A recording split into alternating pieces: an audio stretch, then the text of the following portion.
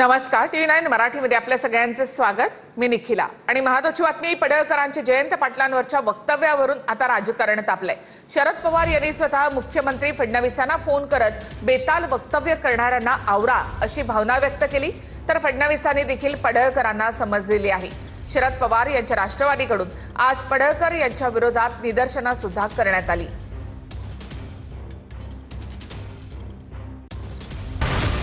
गोपीचंद पडळकरांनी जयंत पाटलांवर केलेल्या वक्तव्यावरून राजकीय वातावरण चांगलंच तापलंय।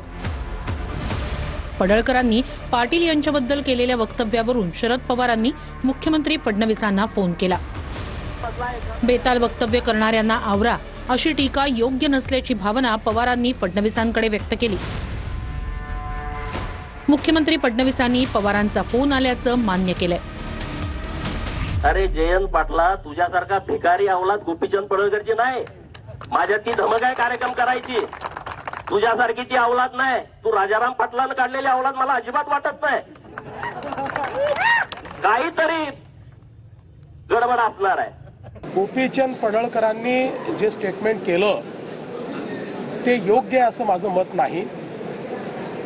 कोणाच्याही वडिलांबद्दल किंवा परिवाराबद्दल स्टेटमेंट करणं हे योग्य नाही आहे। या संदर्भात गोपीचंद पडळकर यांच्याशी मी बोललेलो आहे, त्यांनाही मी सांगितलेलं आहे आणि मला शरद पवारांचा फोन आला होता, तेही या संदर्भात माझ्याशी बोलले। मी त्यांनाही सांगितलं की अशा प्रकारचं जे स्टेटमेंट आहे त्याचं आम्ही कधीच समर्थन करणार नाही। गोपीचंद पडळकर हे एक तरुण नेते आहेत, ॲग्रेसिव्ह नेते आहेत आणि अनेक वेळा ॲग्रेशन दाखवत असताना आपल्या बोलण्याचा नेमका काय अर्थ निघेल हे ते लक्षात घेत नाहीत आणि म्हणून मी त्यांना हे सांगितलेलं आहे की हे लक्षात घेऊनच आपण ॲग्रेशन ठेवलं पाहिजे। तुम्हाला भविष्यात चांगला नेता म्हणून मोठी संधी आहे, त्याच्यामुळे तुम्ही आपण बोलत असताना त्याचे काय अर्थ निघतील अशा प्रकारचा विचार केला पाहिजे, हा सल्ला मी त्यांना दिला आहे। फडणवीसांनी समज दिल्यानंतरही पडळकरांची भाषा बदलली नाही। पडळकरांनी पवारांच्या फोनवर प्रश्न उपस्थित केलेत। जागतिक नेते माननीय नरेंद्र मोदी साहेबांच्या मातोश्रीवरती AI च्या माध्यमातून एक चुकीचा व्हिडिओ तयार केला, तेव्हा पवारांनी माननीय मोदी साहेबांना फोन करून निषेध वगैरे व्यक्त केला का? हे जरा मला कुठं मीडियात असलं तर दाखवा, मग मी ह्या विषयावरती नंतर बोलतो। उद्या कोणाची जयंत पाटील कशासाठी?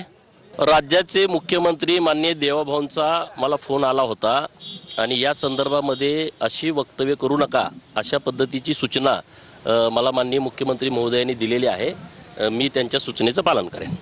दरम्यान माफी मागण्याचा प्रश्न नाही असं म्हणणाऱ्या पडळकरांबद्दल मला विचारण्याऐवजी मुख्यमंत्र्यांना विचारा असं सुप्रिया सुळे म्हणाल्या। राजकारणात मतभेद हे असलेच पाहिजेत, मनभेद किंवा एवढी कटुता हे असणं हे खूप दुर्दैवी आहे। महाराष्ट्रात वाचाळवीरांची कमतरता नाही। एक सुसंस्कृत महाराष्ट्राच्या सुसंस्कृत मुख्यमंत्र्यांकडून माझी अपेक्षा आहे की ते त्यांच्या टीममधल्या लोकांना जरूर सांगतील, सुसंस्कृत महाराष्ट्राला गालबोट लावू नका। मला वाटतं हा प्रश्न किंवा हे स्टेटमेंटवर काय म्हणणं आहे हे मला विचारायच्या ऐवजी मी हे माननीय मुख्यमंत्र्यांना विचारलं पाहिजे, कारण का माननीय मुख्यमंत्र्यांनी तो सुसंस्कृतपणा दाखवलाय, त्याबद्दल मी माननीय मुख्यमंत्र्यांचे जाहीर आभार मानते। दुसरीकडे सांगली आणि जतमध्ये पडळकरांविरोधात पवारांच्या राष्ट्रवादीचे मोर्चे निघाले। पडळकर नटरंगाची औलाद असे बॅनर झळकले। बंदोबस्त केल्याशिवाय राहणार नाही। राष्ट्रवादी काँग्रेस पार्टी याला गाढवावर दिंड काढल्याशिवाय आणि स्वस्त बसले नाही। त्याच्या गळ्यात चपलेचा हार घातल्याशिवाय मी नाही। तिने माफी नाही मागितली तर सांगली जिल्ह्यामध्ये वाळवा तालुक्यामध्ये आम्ही त्याला फिरू देणार नाही। जर तुमच्या या गोष्टीशी संबंध नसेल, तुम्ही याचं समर्थन करत नसाल तर त्याचा आमदाराचा राजीनामा येणाऱ्या महिन्याभरामध्ये तुम्ही मागून द्या, तेव्हा आम्ही समजू की हे भारतीय जनता पार्टीवाले सुसंस्कृत आहेत। अजित पवारांनीही पडळकरांच्या वक्तव्यावर संताप व्यक्त केलाय। अरेला कारे सगळ्यांना करता येतं असा इशारा अजित पवारांनी दिला। कुठल्याही व्यक्तीनं पातळी सोडून बोलू नये, प्रत्येकाने तारतम्य ठेवलं पाहिजे। अरेला कारे सगळ्यांनाच करता येतं।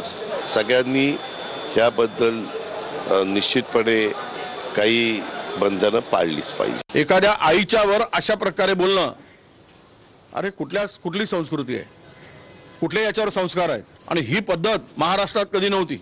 कुणाच्या पाठबळाच्या भरोशावर बोलतोय, कुणाच्या इशाऱ्यावर बोलतोय, ही हिंमत कशी होते?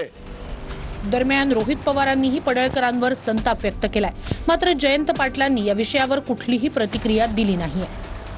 पडळकरांना कुठून तरी नाही तर कोणाचा तरी हा वरदास्त असल्यामुळे त्यांचा अहंकार हा वाढलेला आपण सर्वांनी बघितलेला आहे. त्यामुळे भाजपचे जे प्रमुख नेते त्यांनी तरी त्यांचा कान तिथं धरावा. जर तिथं समज नाही दिली तर आम्ही समजू आई वडिलांपर्यंत जाऊन बोलण्याची मुभा जर कोणी दिली असेल तर ती भाजपच्या प्रमुख या राज्याच्या नेत्यांनी दिलेली आहे. राज्यभर आक्रोश आहे साहेब, बोललं पाहिजे तुम्ही. राज्यभर आक्रोश आहे, बोललं पाहिजे. सगळीकडे परत ते जे होते खच्चीकरण होते आणि त्याच्या पाठीमागचा करता